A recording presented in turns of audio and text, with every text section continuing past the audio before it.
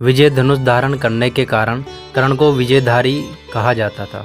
कर्ण का धनुष अर्जुन के धनुष से इसलिए श्रेष्ठ था क्योंकि जब वे तीर चलाते थे तो उनका तीर अर्जुन के रथ पर लग जाता था तो रथ कुछ दूरी तक खिसक जाता था। उस वक्त श्री कृष्ण कर्ण की बहुत तारीफ करते थे।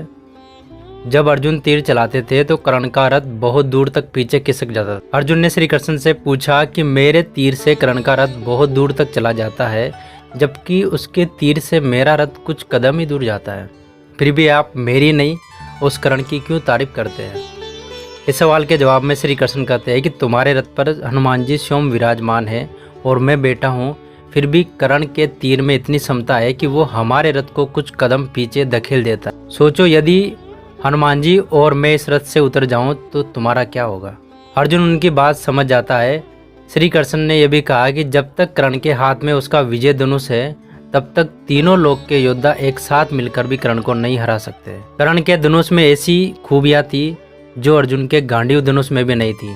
विजय एक ऐसा धनुष था जो किसी भी प्रकार के अस्त्र या शस्त्र से खंडित नहीं हो सकता था।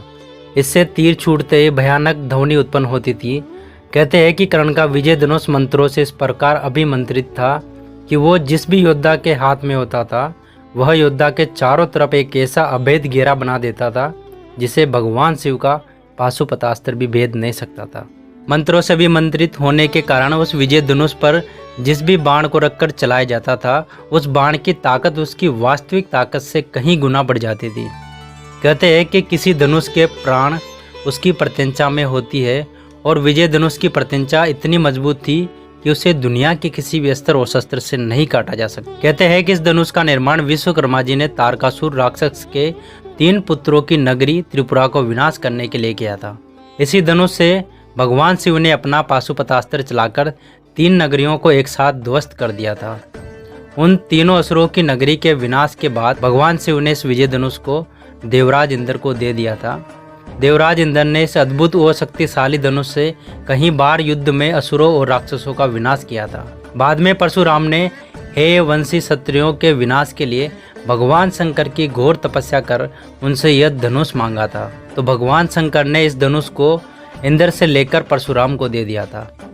फिर जब कर्ण ने झूठ बोलकर भगवान परशुराम के यहाँ धनुर्विद्या और ब्रह्मास्त्र चलाने की शिक्षा ली और जब परशुराम को इसका पता चला तो उन्होंने कहा जब वक्त पड़ेगा तब तू ये विद्या भूल जाएगा।